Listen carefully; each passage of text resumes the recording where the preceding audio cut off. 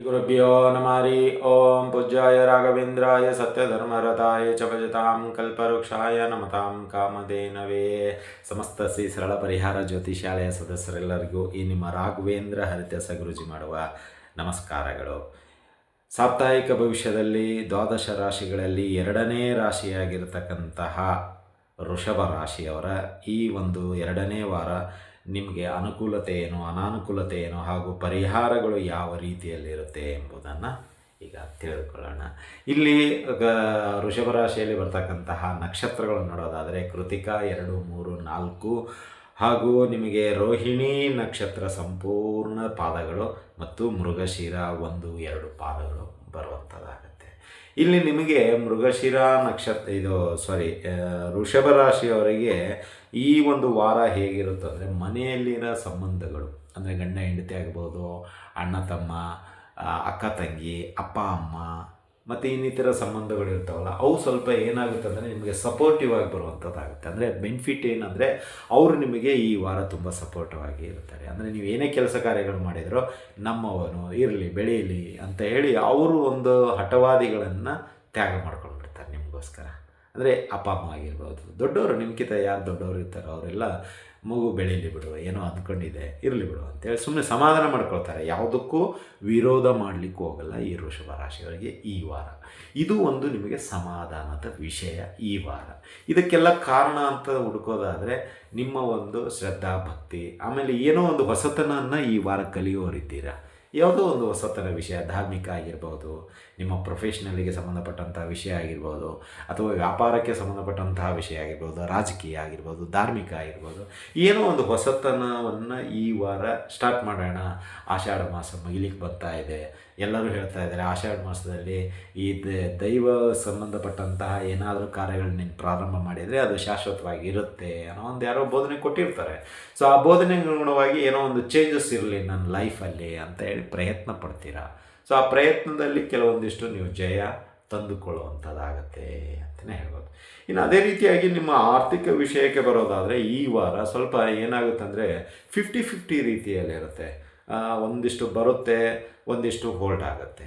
ಒಂದಿಷ್ಟು ಬರುತ್ತೆ ದುಡ್ಡು, ಇಲ್ಲ ಅಂತಾರೆ ಹೇಳಲ್ಲ, ಬಟ್ ಇನ್ನೊಂದಿಷ್ಟು ಬರಬೇಕಾಗಿರುತ್ತೆ. ನಿಮ್ಮದು ಈಗ 10 ಲಕ್ಷಕ್ಕೆ ಲೋನ್ ಅಪ್ಲೈ ಮಾಡಿರ್ತೀರ, ಅವ್ರು 10 ಲಕ್ಷಕ್ಕೆ 9 ಲಕ್ಷ ಸ್ಯಾಂಕ್ಷನ್ ಮಾಡಿರ್ತಾರೆ.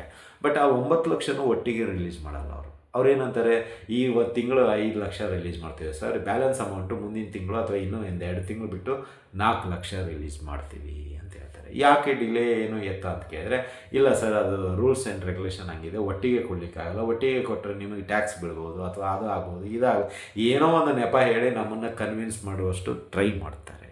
ಆದರೆ ನಿಮಗೆ ದುಡ್ಡು ಮಾತ್ರ ನಿಮ್ಮ ಒಂದು ಇದಕ್ಕೆ ಏನು ಬೇಕೋ ಅದು ಸಿಗೋದಿಲ್ಲ ಅಂತಲೇ ಹೇಳ್ಬೋದು. ಅಂದರೆ ಆ ರೀತಿಯಲ್ಲಿ ಅದೊಂದಿಷ್ಟು ಕೂತ್ಕೊಂಡಿರುತ್ತೆ. ಇನ್ನು ಮೂರನೇ ವಿಷಯಕ್ಕೆ ಬರೋದಾದರೆ ಈ ವೃಷಭ ರಾಶಿಯವರಿಗೆ ಈ ವಾರ ಕೆಲಸದ ಕಾರ್ಯಗಳಿಗೆ ವೇಗ ಇರುತ್ತೆ. ಅಂದರೆ ಎಲ್ಲೋ ಒಂದು ಇಷ್ಟು ದಿನ ಇಲ್ಲ ಅಂತಲ್ಲ, ಈ ವಾರ ಯಾಕೋ ಸ್ವತಃ ಮುತುವರ್ಜಿ ವಹಿಸ್ಕೊಂಡು ನಿಮ್ಮ ಕೆಲಸ ಕಾರ್ಯಗಳಿಗೆ ಎಲ್ಲಿಲ್ಲದ ಉತ್ಸಾಹ ಅಂತೀವಲ್ಲ ಆ ರೀತಿಯಲ್ಲಿ ಇರುತ್ತೆ. ಏನೋ ಒಂದು ಪ್ರಿಪ್ರೇಷನ್ ರೀತಿಯಲ್ಲಿ ಆಗ್ತಾ ಇರುತ್ತೆ. ಯಾವುದೋ ಒಂದು ಹೊಸ ಕೆಲಸ ಏನೋ ಹಿಡ್ಕೊಂಡಿರುವಂಥ ರೀತಿಯಲ್ಲಿ ಅನುಭವ ಬರ್ತಾ ಇರುತ್ತೆ. ಎಲ್ಲರಿಗೂ ಆಶ್ಚರ್ಯಚಕಿತ. ದಿನ 8 ಆದರೂ ಎದ್ದೇಳದೇ ಇರೋನು ಇವತ್ತು 5 ಗಂಟೆಗೆ ಎದ್ದಿದ್ದಾನೆ, ಏನು ವಿಶೇಷ, ಸೂರ್ಯ ಯಾವ ಕಡೆ ಹುಟ್ಟಿದ್ದಾನೆ ಅಂತಲೂ ಕೇಳ್ಬೋದು. ಅಂದರೆ ಈ ರೀತಿಯಲ್ಲಿ ಒಂದಿಷ್ಟು ಚೇಂಜಸ್ಸು ಈ ವಾರ ನಿಮ್ಮಲ್ಲಿ ಕಾಣುವಂಥದ್ದಾಗುತ್ತೆ ಈ ವೃಷಭ ರಾಶಿಯವರಿಗೆ. ತುಂಬ ವಿಶೇಷವಾಗಿ ನಿಮ್ಮಲ್ಲಿ ಕ್ಯಾರೆಕ್ಟರ್ ಅಂತಿರಲ್ಲ, ಅದನ್ನು ಚೇಂಜ್ ಮಾಡಲಿಕ್ಕೆ ಇಷ್ಟಪಡ್ತೀರಾ. ಕಮ್ಯುನಿಕೇಷನಲ್ಲಿ ಸ್ವಲ್ಪ ಬದಲಾವಣೆ ಮಾಡ್ಕೊಳ್ಳೋಕ್ಕೆ ಇಷ್ಟಪಡ್ತೀರಾ. ಹಾಗೂ ನೀವಿರುವಂಥ ಪ್ಲೇಸಲ್ಲಿ ಸ್ವಲ್ಪ ಎಲ್ಲೋ ನನ್ನ ಜೊತೆಗೆ ಎಲ್ಲರೂ ಬೆರೆಯುವಂತಾಗಲಿ ಅನ್ನೋ ಒಂದಕ್ಕೋಸ್ಕರ ಬದಲಾವಣೆಯನ್ನು ಬಯಸ್ತೀರಾ ಅಂತಲೇ ಹೇಳ್ಬೋದು.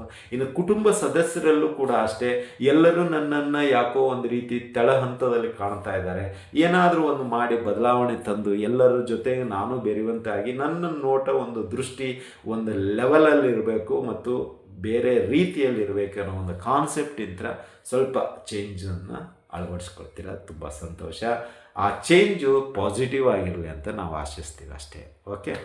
ಇನ್ನು 4ನೇ ವಿಷಯಕ್ಕೆ ಬರೋದಾದರೆ ನಿಮಗೆ ಈ ವಾರ ಸ್ವಲ್ಪ ಏನಂತೀರ, ಹಿಡಿದ ಕೆಲಸ ಕಾರ್ಯಗಳಿಗೆ ವೇಗ ಜಾಸ್ತಿ ಆಗ್ತಾ ಇರುತ್ತೆ. ಬಟ್ ಇಲ್ಲಿ ಖರ್ಚುಗಳು ಅದೇ ವೇಗದಲ್ಲಿ ಇರುತ್ತೆ ಅಂತಲೇ ಹೇಳೋದು. ಅಂದರೆ ಆ ಕೆಲಸ ಸ್ಟಾರ್ಟ್ ಆದ ತಕ್ಷಣ ದುಡ್ಡು ದುಡ್ಡು ದುಡ್ಡು ದುಡ್ಡು ಖರ್ಚಿಗೆ ಬಂದೇ ಬರ್ತಾ ಇರುತ್ತೆ. ಅವಾಗೇನು ಅನಿಸುತ್ತೆ, ಅಯ್ಯೋ ಸುಮ್ಮನೆ ಕೈ ಹಾಕ್ಬಿಟ್ನಲ್ಲಪ್ಪ, ಇದು ಯಾಕೋ ಅಂತೇಳಿ ಈಗ ತಲೆಯೆಲ್ಲ ತುರಿಸ್ಕೊಳ್ತೀರ. ಅಂದರೆ ಆ ದುಡ್ಡು ಸಿಕ್ಕಾಪಟ್ಟೆ ನೀರಿನಂತೆ ಖರ್ಚಾಗ್ಬಿಡುತ್ತೆ.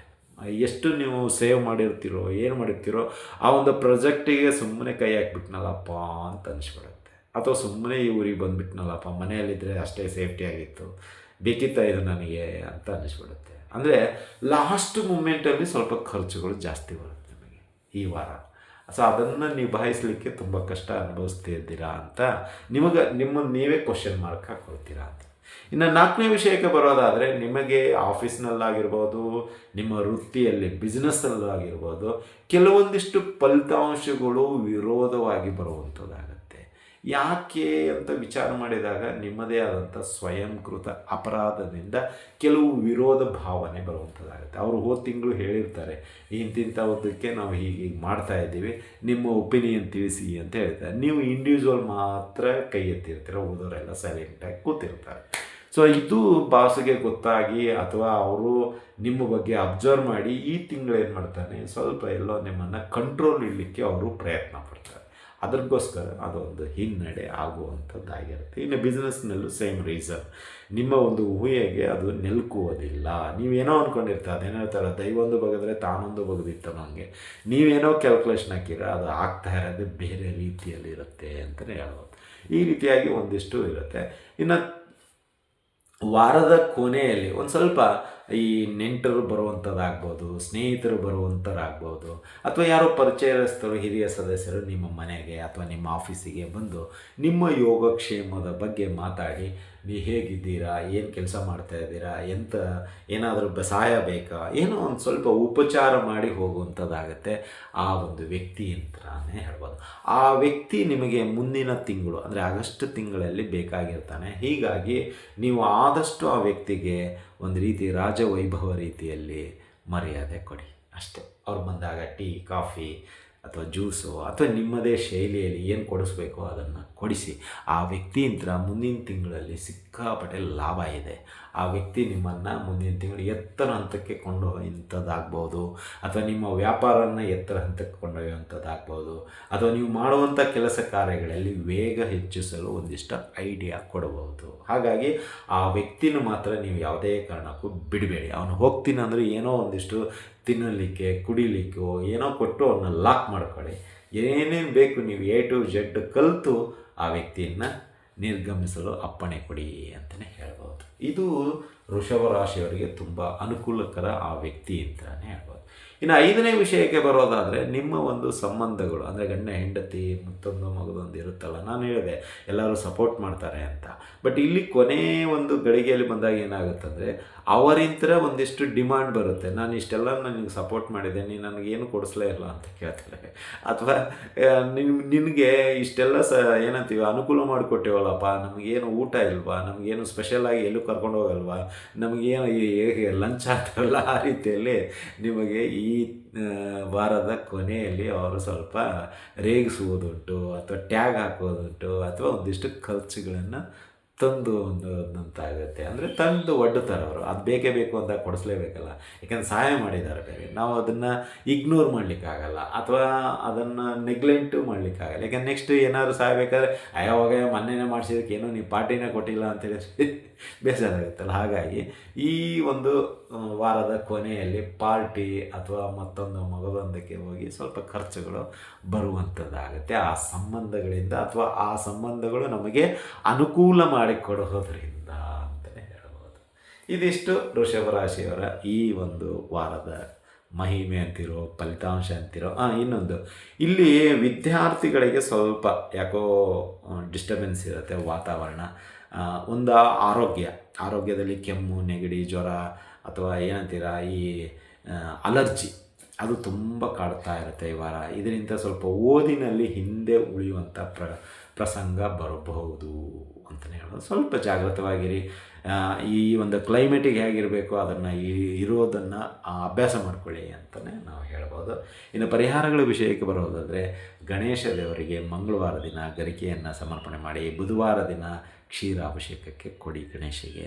ಇದರಿಂದ ನಿಮಗೆ ಅಭಿವೃದ್ಧಿ ಆಗುತ್ತೆ ಮತ್ತು ನಿಮ್ಮ ಒಂದು ಕನಸುಗಳು ಏನಿದೆ ಅದು ಬೇಗ ಈಡೇರುತ್ತೆ ಅಂತಲೇ ಹೇಳ್ಬೋದು. ಗಣೇಶಗೆ ಮಂಗಳವಾರ ದಿನ ಗರಿಕೆ, ಬುಧವಾರ ದಿನ ಅಭಿಷೇಕ, ಅಷ್ಟೇ ಗಣೇಶಗೆ ಮಾಡಿ ಅಭಿಷೇಕ. ಇದರಿಂದ ನಿಮ್ಮ ಅನೇಕ ಸಮಸ್ಯೆಗಳು ದೂರವಾಗುತ್ತೆ ಅಂತಲೇ ಹೇಳ್ಬೋದು. ಇದಾಗಿತ್ತು ವೃಷಭ ರಾಶಿಯವರ ಜುಲೈ ತಿಂಗಳ 4ನೇ ವಾರದ ಭವಿಷ್ಯ.